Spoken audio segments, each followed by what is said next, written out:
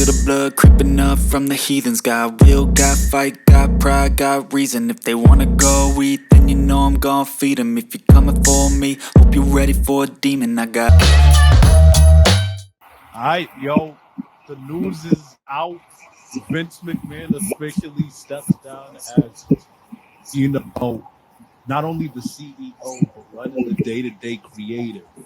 I never thought I'd see today. You never thought you'd see today. If you hear all the wrestlers, producers, agents, anyone that's ever met Vince, all of them seriously thought he wouldn't give this up until the day he passes.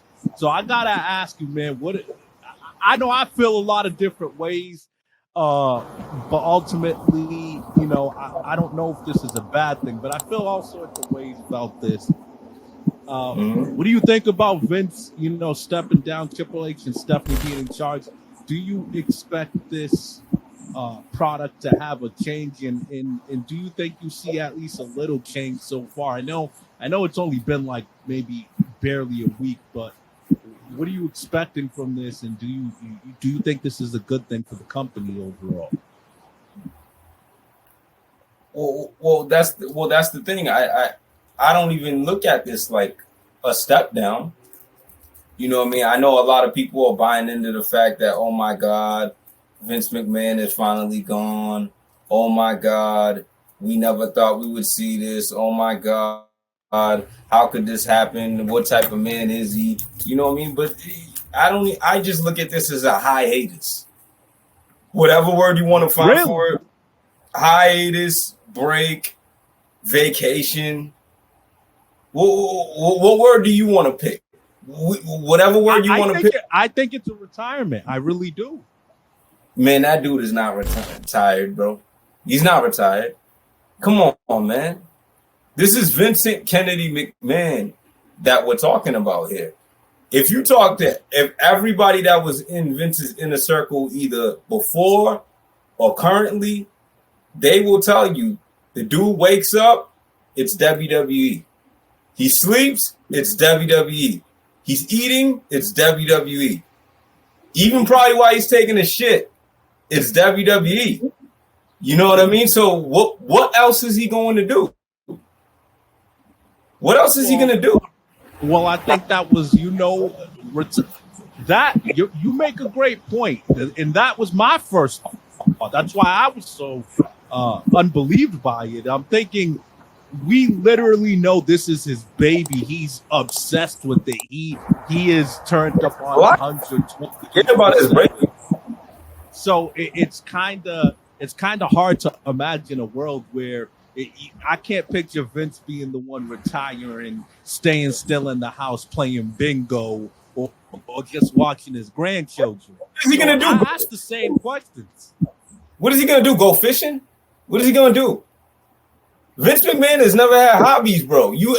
Bro. I've heard Vince Russo talk about this. I've heard Bischoff talk about this. I've heard, you know what I mean, like Jim Cornette talk about this. He was never the type of guy, hey, I'm about to just go, you know what I mean, I'm about to go bowl real quick. I'm about to go play golf. You know what I mean? Like he's not that type of dude. He literally woke up, it was business. Went to sleep, it was business. He's eating, it's business, dude. Like it was always business. So I just think listen, bro, age catch up to everybody. It's undefeated. I think he reached a point where it was like, man, this is too much for my brain. You guys need to take some of this shit off of my shoulders. Take some of it off. You really think that's all this was? Absolutely. Every bit of it. So it's a mental health break. That's what our generation calls taking a time off to get your mental. Absolutely. How much can this man go through, David? In the 80s, it was the steroids. In the 90s, it was the whole Owen Hart fiasco. Early 2000s, it was the whole WWF lawsuit over the name. Then the whole Benoit incident went down, and then it's been several things over time. You know what I mean? And now you got to understand the technology is better than ever. The social media is better than ever. You know what I mean? All the outside noise and media better than ever. The news platforms, they're better than ever. He needed, and now he's 70 something. I think he sat Triple H down. He sat Stephanie McMahon down, and he was like, "Man, you guys got to do something, bro, because I'm gonna explode, bro. I'm 70 something years old, bro. This is too much for me. And let me fight these guys off for like maybe a year or two, and then I'll be back to being every day with you guys, like one big happy family." Let me play devil's advocate for a moment. If you saw the final, I believe it was last Friday, that last Friday where he officially announced the retirement on Twitter. That episode of SmackDown, Stephanie McMahon kicked off the show.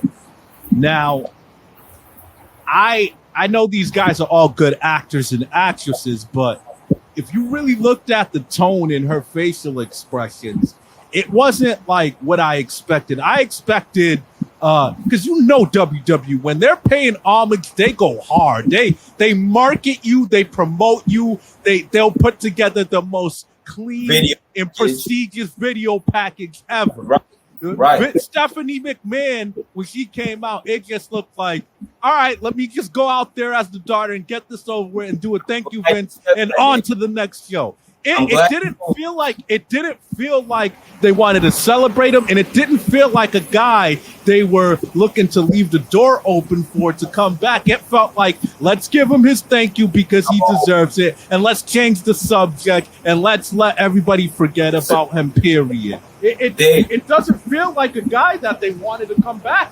I'm not saying Steph and Triple H made this happen, but I think Steph and Triple H wanted this position. Dave, I'm happy you said that. I'm happy you just laid it out like that. That's exactly why he'll be back. I'm confused. Explain to the people. If he sat with them and said, "Yo, I'm done and I'm never doing this ever again," don't you think they would have had like a Vince week? Don't you think they would have had a Vince McMahon day? Don't you think there would have been a party, a video package, a glorious send off? And that begs the question: would this have been even a good time to do that? Even though he deserves it, they would have done it. With all the backlash and all the dirt sheets and all the people coming out with the stories and rumors, and his name's under pressure right now. Would it have made sense to pay homage to him? I think that's why they didn't do it. They were like, "Yo, let's get this over with as quick as possible. Don't pay homage. This is a new era. Let's start this new era real fast." I don't think 2 weeks from that. I don't think 2 weeks ago Vince McMahon knew he was stepping down. I don't think he knew. I think he did. I think that he felt the pressure within the last week. Vince McMahon don't do nothing that's not calculated. Sammy, he went on Pat McAfee's show, maybe like 2 months ago or so, and said, "I'm never retiring." Why suddenly you're writing letters about retiring? You're proving my point, Dave. You're proving my point. He got Dave, it's not about that. It's not about that, Dave. What it is listen, the heat is picking up. It is. So Vince McMahon's calculating. I think he's been dealing with backlash after backlash. You know what I mean? He's probably spoke to some lawyers, and they probably laid some things down for him and was like, "Listen, this is what's coming at you." So I think he went to Vince. He went to Triple H. He went to Steph, and he said, "Listen, I gotta go be over here and fight this off. I can't do this and run this smoothly like I was doing 20 years ago, 30 years ago." You know what I mean? Like you, it's too much, Dave. It's way too much for him to juggle. As a senior citizen, this is a senior citizen. He did cause these headlines on himself. I will say that. Absolutely. He can't say it's too much. Absolutely. No, you can say it's too much, Dave. You can, because the same way you saying he put all these headlines on him is the same way he put them on him back in the day. I think some of the past stuff that's true. I just think someone like Vince that was hell bent on never retiring wouldn't make this announcement just to go back on. He's such a workaholic that I think someone like him who if he knew he was gonna come back, he wouldn't have bothered making the announcement, period. So Dave, I just look at him like that type of guy. Dave, what business is he in? Is he not in the wrestling business? Yeah. But how many people tie in his business? I see where you're going with this, but this is Vince McMahon's position, man. Nobody. That's not a position like the average wrestler, like Ric Flair, who retires like 30 million times and then comes back. That's Vince's position. He has been the godfather of professional wrestling, and I think it's still his position. I think it's still his position. And I think it's still his position. This isn't a position where you're like Brett Favre, I don't want it, and then I come back, I don't want it. I don't think Vince would play with it. But that's the thing, Dave. I think he's just doing this for y'all. I think he's just doing this for y'all, bro. What do you mean? He's doing this for the people. He's saying I'm retired to get the people off his back for a little bit. Nah, that's not. It's still his position. It's still have been on his back. No, it's not the same. It's not the same. This is something sexually that he's dealing with right now. This is in 2022. This is the worst time to have something sexually on your back. So I think he's literally doing this just to get people to steam off for a little bit, just cool off. I think it's still his position. I think everything that Steph and Triple H are doing, they're still calling him and getting the final say from him. I believe that. Wholeheartedly. I just think he put the retirement out for the people. All right, you guys shut up. Let me take care of my business, and I'll be back. I'll say this. The latest reports, I think at this point, and I'm not sitting there, as far as the sexual misconduct part of it, I believe the latest reports was it turns out the woman wasn't working for him. She was somebody he met at his condo building. But the latest reports are that it wasn't $3 million he took from funds from the company. It was up to $14 million. And originally they thought it was out of his own personal pockets, but he was taking company money. Now that he was doing that, I honestly think it was the right move for him to step away, because you can't be taking money out of pockets. I gotta call it like it is. All those sudden releases for no reason. I'm talking about for the respectable people. That was for budget cuts. Was this really so you could save money? So you can gotta sneak it back into the process without people knowing? That's what it feels like. You were taking money from the company, so you released Bray Wyatt, you released Braun Strowman, you released Karrion Kross, and just so you can hide the money you were taking. That's not cool to me, man. You're trying to correlate those things, man. They feel correlated. You're trying to correlate those things. Why was he massively doing releases and giving no other reason but budget cuts and saving money? When has Vince ever wanted to save money? Vince is like the Golden State Warriors. If you have to pay that luxury tax or pay that extra for somebody that you think is good, you will do it. All of a sudden, he wants to penny pinch and budget cut. First of all, that was a little fish. First of all, David, let's get the details right. None of those guys were worth overspending for. I'm just defending. I think Bray Wyatt was main event money. Not even Bray Wyatt. He is. Not Bray Wyatt. I'm not gonna get off course. Bray Wyatt was main event money. Not even Bray Wyatt. I don't even think Bray Wyatt was worth, you know what I mean, sticking your neck out for it. Man, Bray Wyatt's a legend. In this era, Bray Wyatt is a legend. Is that what we do? We just toss things around and we just toss words like that Bray around. Bray Wyatt is a legend in the modern era. Bray Wyatt is not a legend, man. Stop it. Stop it. Legend with. Bray Wyatt's a legend, bro. He's a legend to his family. Bray Wyatt's a legend. He's not a legend. No, he's not. There's not enough body of work. I expect Hunter and Stephanie McMahon, the real McMahon Helmsley era. I expect them to bring them back. I really do. Okay, well, Vince's sign off. We see yesterday Dakota Kai and Io Shirai from NXT came. That wasn't a Vince move. That was a Triple H move. That's how I know they're not going through that. Well, listen. Come on, man. I know Vince didn't say, I see those two in NXT. They're ready now. Triple H made that call. Yeah, come on. No, you're right. Listen, one thing I'll give Stephanie and especially Hunter, they're gonna be better in terms of the younger talent development. Because Vince, that's never been his format. That's never been his blueprint. His blueprint has always been the money guys. Everybody else, you're like role players. You fit in where you can get in. Yeah, that is true. You know what I mean? You set the pick and rolls. Vince will mostly have his core 6 to 8 guys, and then everybody else could feud in between. Right. Vince has had the same blueprint for 40-something years. Yeah.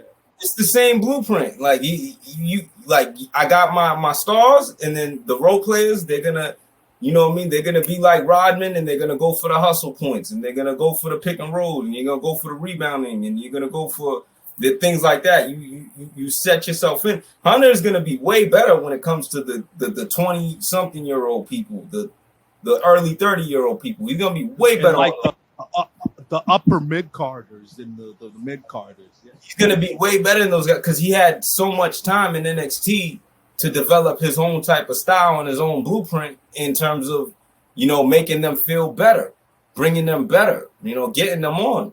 That's why people like Kevin Owens is still around, Sami Zayn, you know, the McIntyres, Finn Balor, even Seth, like Seth Roman and those guys, like those are Triple H people. If you really want to look at it, they're not Vince McMahon people. They became Vince McMahon people later. You know. So Triple H I give Triple H that. Like I think we're gonna see the best era for younger people that we've seen in a long time. I think we're gonna see so much young people start to flourish at the same time now, because he can easily. Triple H knows how to just coach that. Vince don't coach that. Vince only coaches when you're already the man. That's what it is. So he's like Phil Jackson. That's exactly. If you're already a star, he'll make you shine the brightest he could because he got those skills. Yeah. But he's not gonna take a roster of projects and turn them into something. No, Vince don't care about that. That's fair. Vince don't care about that. He only cares about the money. Cares about the money. That's fair. SummerSlam was last night. Obviously, a lot of that was probably what Vince had in place, but I felt like I saw some of Triple H's fingerprints on the pacing and where everything was placed on the card. What I really liked about yesterday is it had an old school feel of not only anything could happen, but everything built up to that great finale. Like a wrestling card's supposed to build up to the finale to make people go home and say, damn, what the fuck did I just see? Damn, that shit was crazy. And they did that. What was your thoughts on SummerSlam? Did you see some of Triple H's fingerprints on that. Other than the new stars coming up, the women's division getting some new flavor, the Bailey return. Did you feel like you saw any little things that kind of added to the show? In terms of production, I did. In terms of like, because you could tell the tractor thing, you know what I mean? The flipping of the ring thing, the edge thing, you could tell that came from Hunter, because Hunter still remembers the Attitude Era. You gotta remember, Hunter was in the field of it. So he's gonna. I want you to continue, but I just want to piggyback off that. I think that's one of the reasons why this has so much potential. Because when has WWE had a guy who's been so involved in the executive trenches, but also could relate to the wrestlers because he succeeded as a wrestler? He has the knowledge of the best of both worlds. And I think that's one of the biggest things that Triple H is going to get that extra respect from everybody. But go continue with the production, because I agree with that. Yeah, like those little production things, like with the props and stuff like that, you could tell that's a Triple H type of thing, because he been through that. He did that. Like, he was doing that during the Attitude Era. He was the one going to people's houses, smashing them out of the window. He was the one getting flipped over by Austin in the big old monster truck.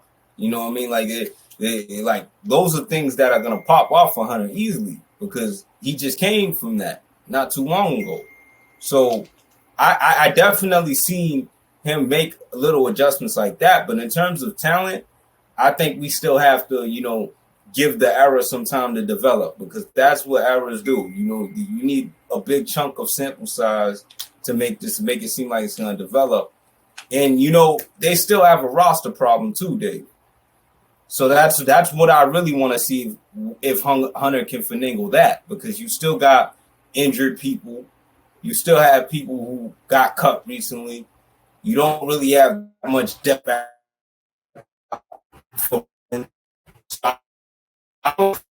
Issues that we've been dealing with for probably like the last year. Yeah, that's fair. Let me ask this. Let me play devil's advocate for a second. This is kind of a question to myself too. You're right. They do have some injury issues.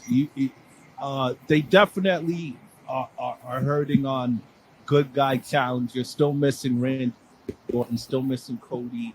I'm assuming Brock is going away now, so they're going to be missing things. So I gotta play devil's advocate. If you're paying attention to the last, especially 2 months or so, 3 months or so, even the Monday Night Raws, for the most part, they're selling out to the rafters. Now, with all their roster issues, how are they still selling out these arenas? Summerslam was 48,000 plus, sold to the rafters there. The next pay-per-view, first pay-per-view in the UK. UK's a giant wrestling market. That's probably going to be another 60K. How are they doing this with people that aren't that good? Dave, they're the kings, man. You still got Roman. You still got Brock Lesnar. I think we need to give the roster more credit. No. How are they doing this? You still got Roman. You still got Brock Lesnar. Roman hasn't been here every Raw. You say Roman's name, and you not true. You say Roman's name, that doesn't guarantee you a ticket sale. Absolutely, it does. Absolutely, it does. No, absolutely. You say Roman's gonna be there or give a promo. That's gonna boost ticket sales. If the Usos just come out and say Roman Reigns, that doesn't get the people. Roman Reigns is the. I think we need to give the roster more credit for holding down the fort and still keeping people interested and keeping people coming in. I think they're doing it by committee. There's not any one person, but they're doing it by a group effort. Well, listen, I guess got to give them a little bit respect for that, because I do see the guy stepping up. I see Theory stepping up. the guy's growing on me real fast. I see when Roman's not there, Usos do a good job of making us forget he's not there. Keep the presence going. Seth Rollins Paul doing Heyman does it too. Paul Heyman is very great. I think you got to give the guys that have been around some credit for keeping business, at least business ain't dipping attendance wise. Right. It easily could be right now. Well, let me piggyback on you because you're making great points. Seth is still a star.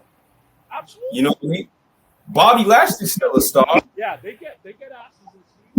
Bobby Lashley's still a star, and people like Heyman, they're good at keeping the Roman presence going, even if he's not there. Yeah, they are. Same thing with the Usos. The Usos are literally carrying the whole tag team division, like a bum carrying his luggage. Yeah, like it's crazy. Like but it's necessary. It's crazy what they're doing.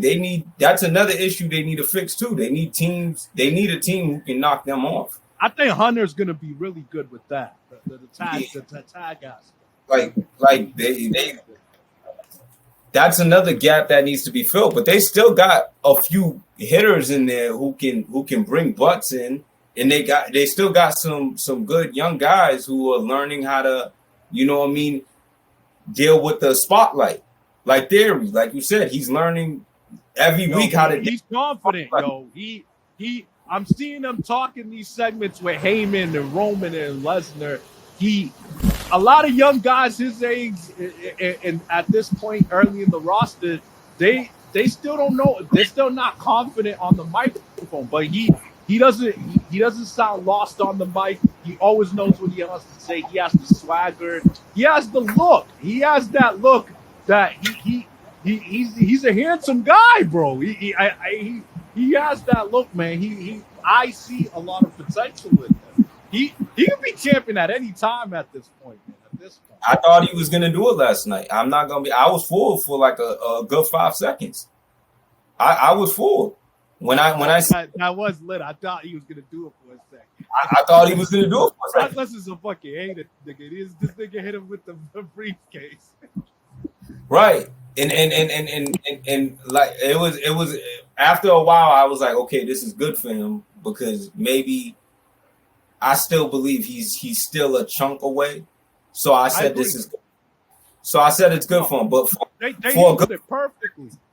But for a good 5 seconds, he did a good job of making me think, okay, maybe he's gonna be the guy who delays Roman. Because we still need somebody to delay Roman. We need somebody. Yeah. Nah, they played it perfectly. Tease it, makes it added extra drama.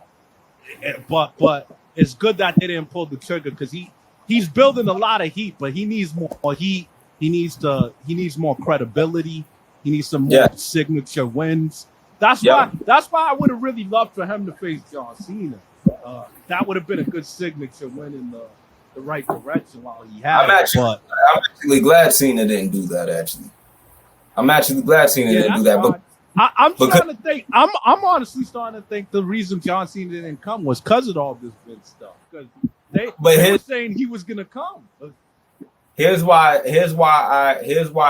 I'm glad Cena didn't do that, because I think when Theory this time, like next year, put it like this, next year I believe Theory will build enough to actually stand across from Cena and make it compelling.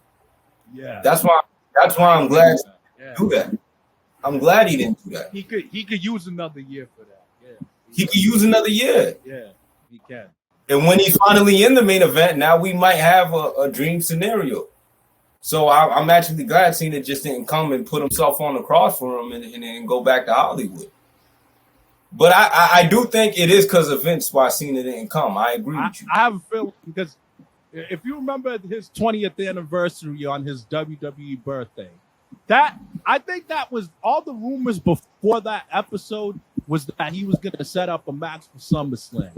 But what did he do? He came out, he gave a crazy promo. He gave a promo for the ages, and then he bounced. Well, if you remember, one of the things he said it I brushed it off like that's just John Cena being John Cena. But one of the things he said is, I love that you guys always wanted to tell me whether I sucked or whether you cheered me.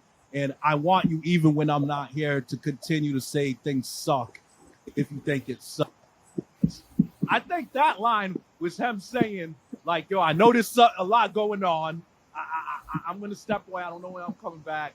But keeping it real. Don't hold back.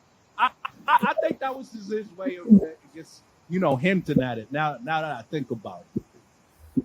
Okay, so I definitely think Vince must have sat down with him too, and was like, man, Cena must have was like, yo, what's going on, Vince? There's a lot of fucking heat in this building. Yeah, I feel like something like that might have happened. Yeah. I think they sat down. Oh, I think they sat down and had a meeting. Like what? Word on the streets for that. I think it was, there's so much to push. The word on the streets is Vince was flying. He flew to him sometime that week or sometime within that time frame to try to convince him to do this year's WrestleMania. I think somewhere in that conversation, Cena's like, yo, I might do WrestleMania if things die down, but you want me to come now? This feels wrong. My name is the purest in the game. My brand is pure. Pure. No scandals. No bad publicity. No having outside children. No nothing of that. Like you want to soil the ghost name? Amen to that. Yeah. This man's brand is flawless. I think they spoke, and Vince was like, "Okay, give me some time, bro. Give me some time." But I think Cena will I think Cena will be here for WrestleMania Hollywood. I don't think so. I think this Hollywood WrestleMania is all hands on deck. I think Rock cleared his schedule for a reason. I think that his backyard's Hollywood. Backyard's Hollywood. I think we're getting all of them on this. You just named another guy with the purest rap sheet. Oh yeah, those dudes ain't. Those dudes ain't doing this. Don't you think we got a lot of time? Don't you think by April, May, this shit will be forgotten? It depends what. Now it that depends. Step down. It depends. It depends what comes out, though. It depends what comes out. It depends what comes out. It depends if it ends up in trial. It depends all of that. Because if it ends up in trial, I think Vince stepped down. I think Vince ultimately stepped down, so people like The Rock and Stephanie Triple H and Cena could look at it like it's not bad publicity for their brands because Vince isn't here anymore. That was their loophole, I think. If it was Vince pulling the strings, then it would look bad publicity because you're working for the guy everybody's attacking. But now it'd be like I'm doing this for Stephen Hunter, so it'll kind of look like it don't matter anymore. That could be used as a way to loophole it. It could be, but at the same time, we're talking about one guy who's the biggest of the big, and we're talking about a guy who's on his way to being in that biggest of the big class. I highly doubt that they're gonna want anything to do with wrestling, period. Because Vince McMahon is the biggest name in wrestling, period. You see what I'm saying?